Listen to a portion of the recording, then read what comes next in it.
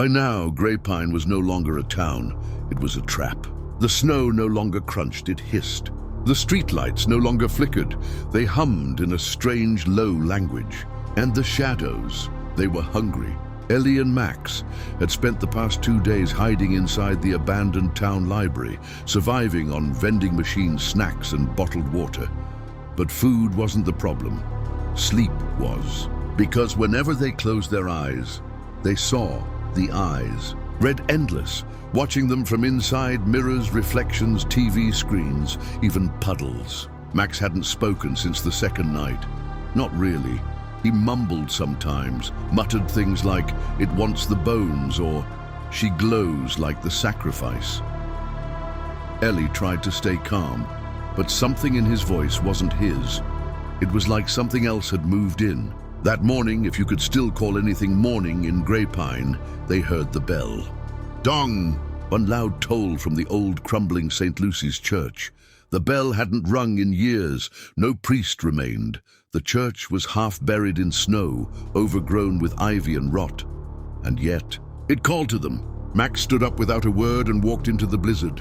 "Max!" Ellie shouted, grabbing her coat and flashlight. "Where are you going?" He didn't answer. He just kept walking toward the church, eyes blank. The inside of St. Lucy's smelled of wet stone, dust, and something coppery, like old blood. The pews were cracked and rotting.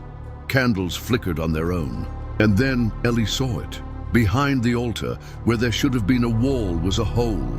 Not dug, not carved, opened, like the world itself had ripped. The edges pulsed like skin. Max stood at the edge, staring into the black. "It's here," he whispered. "The truth, the eye." Ellie reached out to him. "Max, please, talk to me." He turned. His face had changed. His pupils were dilated, pitch black. His smile was too wide, too sharp. His voice came out in layers. "She must die." Then he lunged. They fell hard, crashing through a rotting pew. Ellie screamed, kicking him off. Max's hands were around her throat. He cried as he choked her. His own tears fell as he muttered, "I'm sorry. I don't want this. I can't stop it." Ellie reached for the broken wood and stabbed it into his side. Max screamed, not in pain, but in relief. His body convulsed, and a thick black mist escaped from his mouth and eyes, twisting in the air before vanishing into the portal. He collapsed, shaking, bloody, breathing hard. "I saw it, Elle," he whispered, gripping her arm. "I saw the end. The world falls unless someone gives themselves completely. A soul for a sunrise." "No," Ellie choked. "There has to be another way." "There isn't." He pushed a small, blood-soaked piece of paper into her hand. It was from the journal they'd found in the church's basement earlier. The page read, "The town is the gate. The night is the seal. Only blood freely given shall break the curse." Suddenly the ground trembled. The church twisted. Yes, twisted, like the walls were being wrung like wet cloth. Paintings fell. Candles burst. Shadows crawled from under the floor. Reaching, Ellie pulled Max to his feet. "We're getting out of here!" But the portal grew. It opened wide, revealing a space that wasn't space, like the inside of a nightmare. She saw hundreds of towns, just like Grey Pine, frozen in time, no dawn, no sun, just endless night, and eyes watching from the cracks in their sky. And above it all, a towering red figure, eyeless, mouthless, but smiling, the Watcher. It turned its gaze toward her.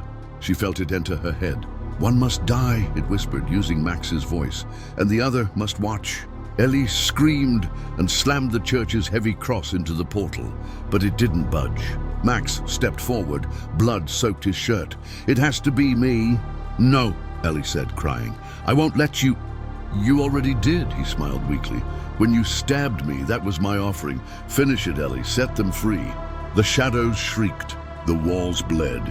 Max stepped onto the altar, beneath the gaze of the eye. Ellie, sobbing, held his hand. He placed a silver dagger in hers, one they had found buried beneath the church. "Please," he whispered, "I don't want to forget you. Say my name when it's done."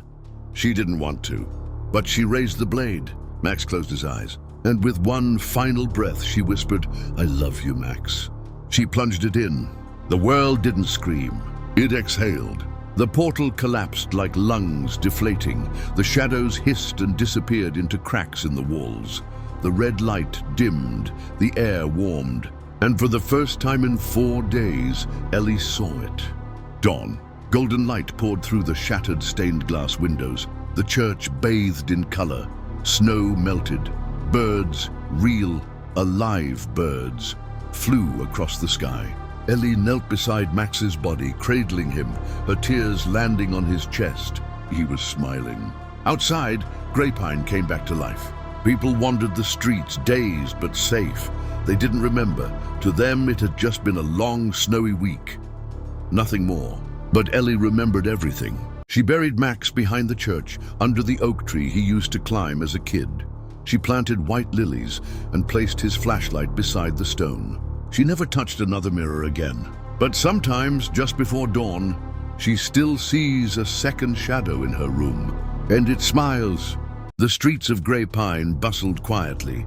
People shoveled snow, children played, dogs barked. No one remembered. Mrs. Kersey waved from her bakery window as if Ellie hadn't just saved the entire town from being swallowed by eternal darkness. Mr. Barnes was sweeping his shop porch, humming. Jamie, her little brother, was playing outside again. No memory of the Watcher, no recollection of the shadows that had once whispered through his dreams. The curse had reset everything, erased the trauma, restored innocence. Everyone had been given a second chance, except her.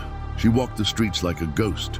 That afternoon, she returned to St. Lucy's with a trowel, a bucket of water, and a small packet of Max's favorite flowers, blue anemones. He had always liked them, said they reminded him of stars if you stared long enough. Ellie dug a patch beneath the old wooden cross behind the church, right where the roots of the ancient oak tree twisted out of the snow. Her fingers were red and raw, but she didn't care. She pressed each bulb into the dirt like a prayer. When she finished, she whispered, "Rest now, the sun made it." Her lips quivered. "I still hear you." The wind blew softly, almost like a reply. Days passed, then a week. The town moved on. School resumed, shops reopened. A snow festival was scheduled like nothing had ever gone wrong. But Ellie had stopped sleeping. Whenever she closed her eyes, she saw Max smiling, not as he died, but after, as if some part of him had stayed behind, watching, waiting. She couldn't bring herself to look in mirrors anymore, not because of fear, but because she feared seeing someone she missed. Still, something felt unfinished. That feeling arrived again one quiet morning, just before sunrise. She had gone for a walk, alone, before the town woke up. Her boots crunched softly through snow. The sun was only just beginning to rise, painting the sky with the same golden pink Max always said looked like cotton candy and gasoline. She reached the corner where the church met the woods. That's when she heard it, a child's voice. Very close, very calm. "See you next cycle." Ellie froze. She spun around. No one was there. Her breath caught in her throat. The trees whispered, the snow glittered, a crow flew overhead. But the street was empty, completely empty. Her hands trembled. The phrase echoed in her mind. Next cycle. She had heard it before, in one of the books from the church basement, scribbled in red ink. The Watcher feeds in intervals, not years, not centuries, but cycles, like hunger with a clock. She never thought to ask, what if she hadn't ended it forever? What if she'd only bought them time? What if the sun was only a pause?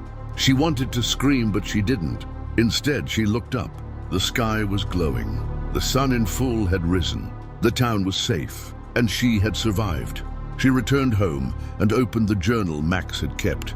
His scribbled notes from the early nights of the darkness, right before the shadow began speaking through him.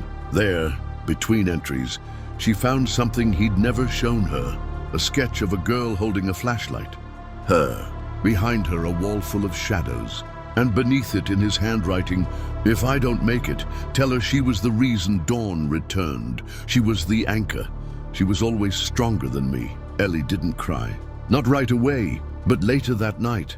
When her room was quiet and the wind tapped gently at her window, like Max used to when they snuck out at night, she let herself fall apart. Weeks passed. Spring came. The blue anemones began to bloom beneath the church's oak. People said they were the most beautiful flowers the town had ever seen.